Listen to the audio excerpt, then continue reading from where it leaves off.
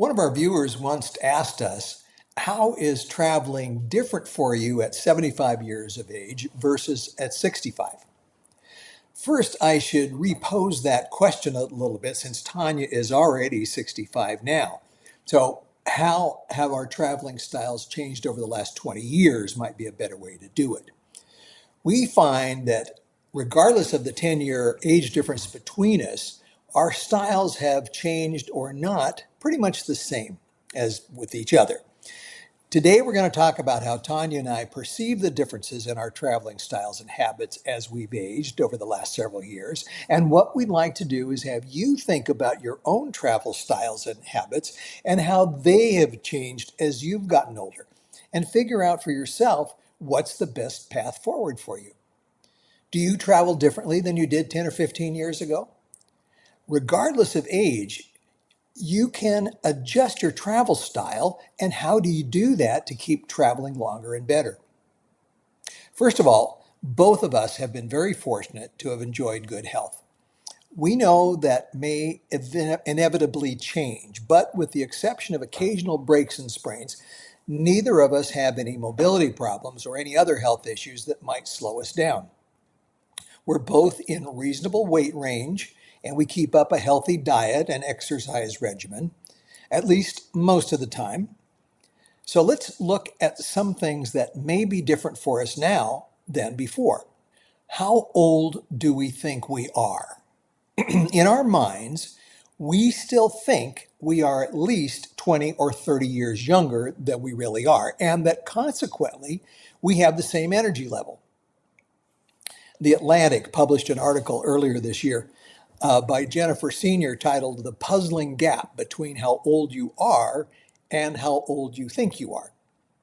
This fascinating piece led me to think about how we and our viewers approach travel. This goes beyond the often heard advice that you're only as old as you think you are, and can give us as older travelers some tools on how we approach our travels. The big question is, if we think we are the age we really are we setting limitations on our abilities to travel, to explore, to get out there and experience new things? So like saying, oh man, I'm 75 years old. I can't do this. I can't do that.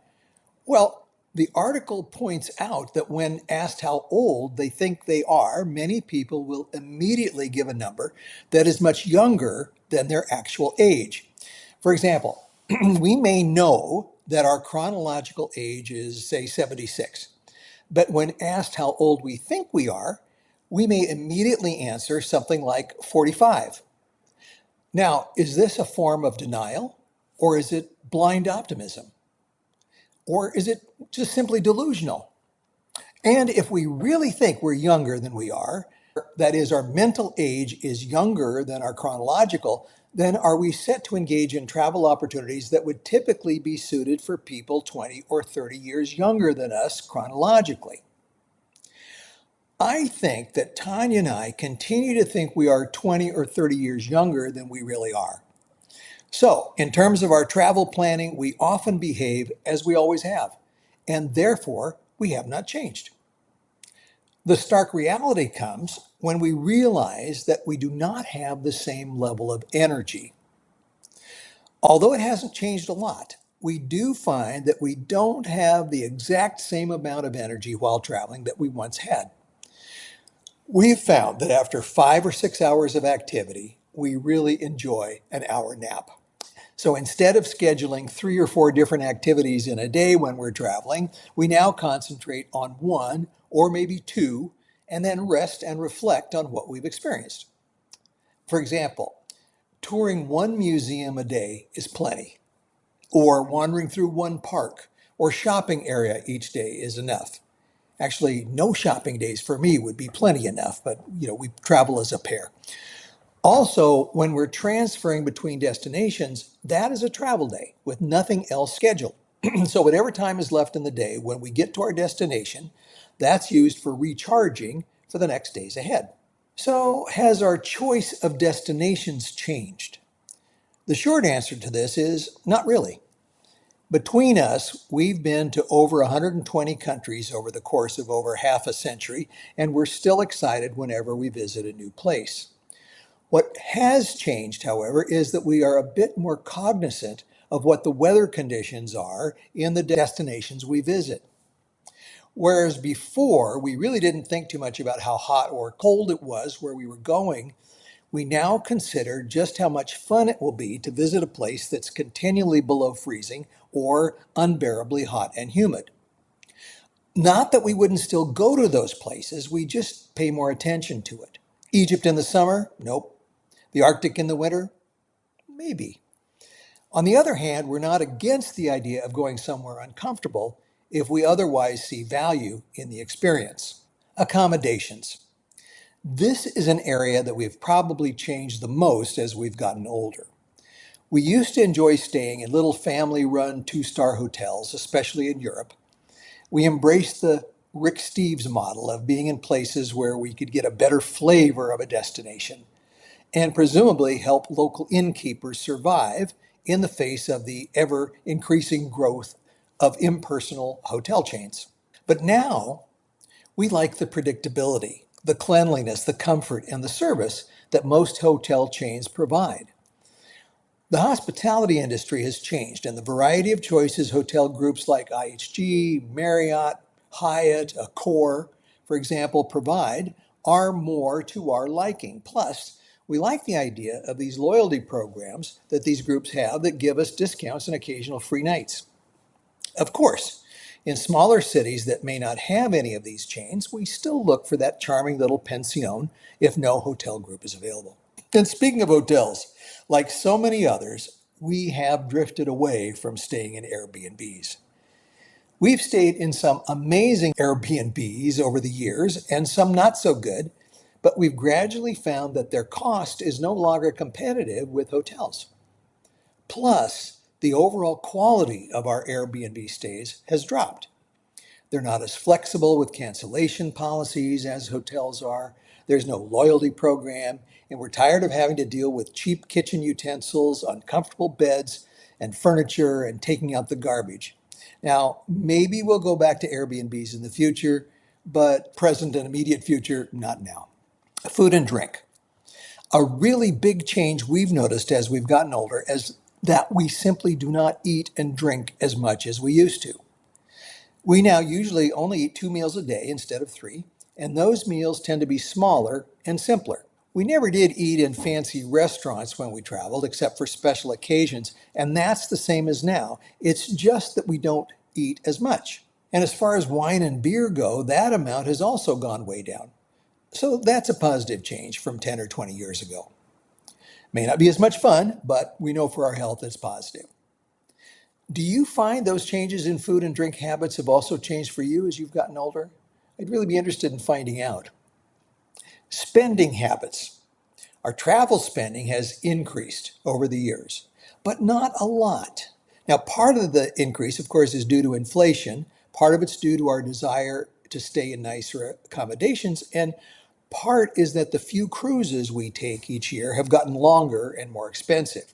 We've always had a travel budget, but even if that budget has increased as we've gotten older, we still manage to keep our expenses within that budget. We still mix less expensive destinations with more expensive ones to keep the overall budget in line over the year with our expectations. Packing. This is probably the area that has changed the most as we've gotten older. We no longer carry backpack luggage. While I like to think I'm just as strong and capable at 75 as I was at 55 or 65, it's just not fun to carry 30 or 35 pounds of luggage on my back. Same with Tanya. We now prefer roll-alongs and only those that we can easily carry on. The days of schlepping heavy suitcases on and off trains and buses and struggling with them upstairs are gone. With our carry-ons, we count on doing laundry once a week and buying stuff along the way that we need. Travel scheduling. Unlike many YouTube travelers, we have never been what you would call full-time travelers. While we both considered that possibility in the past, we like that we have a home base to return to. Some people call this being flexpats as opposed to expats. Our total travel days per year was naturally altered during the pandemic, but otherwise, we generally have traveled between 200 and 250 nights a year. So that's about 6 to 8 months. And this amount hasn't really changed that much as we've gotten older. We find now that traveling in 2 to 3 month chunks works well for us. You might want to consider slow travel as you get older. That is, where you spend an extended period of time in one place, at least a month. And we've done that. And why not? If you've got the time and ability, it's a great way to get in sync with the culture you're in. We've stayed for a month or 6 weeks at a time in one location, and that's great. But we both find that there's only a finite number of travel years left, and there's a lot of the world we'd still like to visit. So we've now adopted a slower travel model that keeps the spirit of staying in one location for a while, but still allows us to visit more places. So, for example, we'll stay a week in a place, maybe a little bit longer. One thing that we know is that even though we may spend a longer period of time in one place or culture, we will never truly be attuned to that place. We lived in Korea for 4 years. We lived in Germany for 7 years and shorter times in various other places.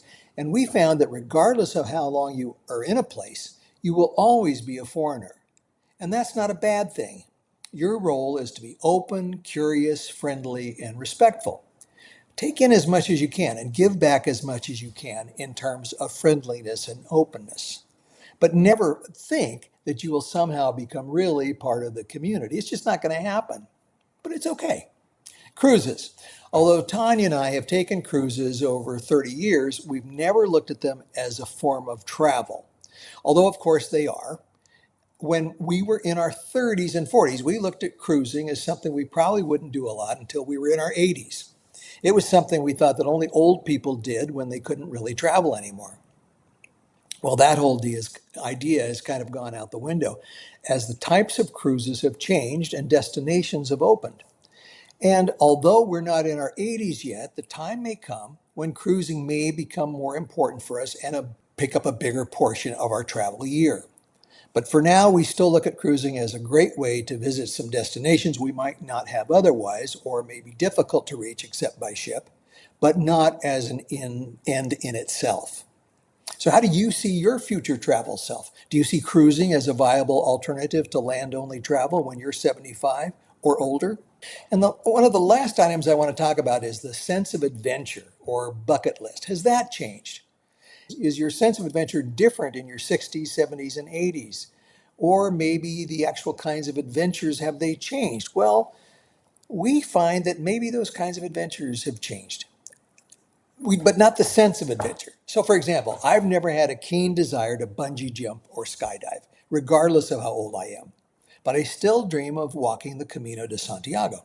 Some people may refer to the sense of adventure as part of their bucket list, things they want to do before they kick the bucket. I find that my bucket list at 75 is different than it was at 55 or 65. Some of the things on that list no longer seem that important, and many of the things on that bucket list have already been accomplished. So I think it's appropriate for all of us that as we get older and become older travelers, we continually update our bucket list or adventure list so that we always have something to look forward to. I'm reminded of a friend of mine who's my age, who at age 40 told me that he was through traveling because he'd already been everywhere and he had no more desire to leave home. Well, that seemed bizarre to me, but I was very polite and said, well, good for you. I saw that friend recently, and while he is still alive, to me, he doesn't look so good. Maybe that has nothing to do with traveling, but who knows? The point is that no matter how old you are, keep that sense of adventure alive and keep getting out there. You never know what's around the corner. So, in summary, I hope we've properly addressed the question of how our travel has changed at 75/65 from before. Some things have changed, some haven't. But one thing that never changes is our wanderlust. How has your travel changed over the last 20 years? I know I keep saying that, but we really would love to hear from you in the comments. Thanks for watching. Have a wonderful Christmas, and we'll see you next time. Bye-bye.